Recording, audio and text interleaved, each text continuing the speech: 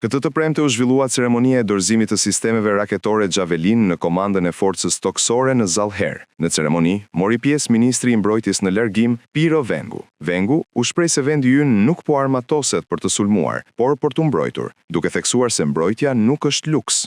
Ky sistem nuk është thjesht një simbol force dhe kapacitete, thoya unë, është dhe një mesazh qartësie strategjike.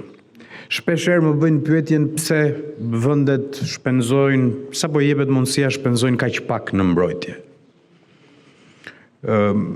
Dhe kur përpiqem ta logjikoj përgjigjen, e vetmja gjë që më vjen ndërmend është them që siguria është e padukshme kur funksionon. Paqja krijon iluzionin se është një gjendje natyrore dhe investimi në mbrojtje shpeshherë nuk prodhon duar trokitje të menjëhershme, por në fakt shmang kriza që askush nuk do t'i përjetoj.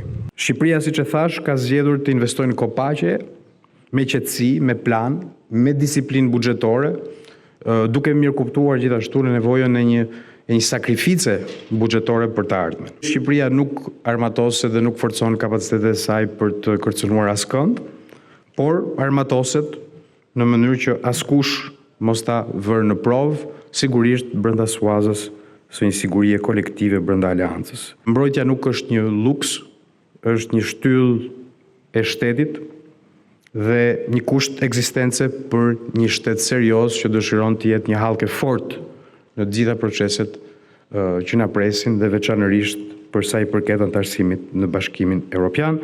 Ndër të tjera, Vengu theksoi se për të ka qenë një privilegj të udhëhiqte Ministrinë e Mbrojtjes. Është vërtet kënaqësi në fakt që në këtë moment tranzitimi të detyrës time të mund të linim këtë shenjë sot së bashku me partnerët tanë amerikan. Në gjithë këtë periudhë kam pasur privilegjin të udhëheq Ministrinë e Mbrojtjes. Kujtojmë se të njëjtën, kryeministri Edi Rama njoftoi në mbledhjen e grupit parlamentar të Partisë Socialiste ndryshime në kabinetin qeveritar. Një nga këto ndryshime përfshin largimin e Piro Vengut dhe zëvendësimin e tij me Ermal Nufin.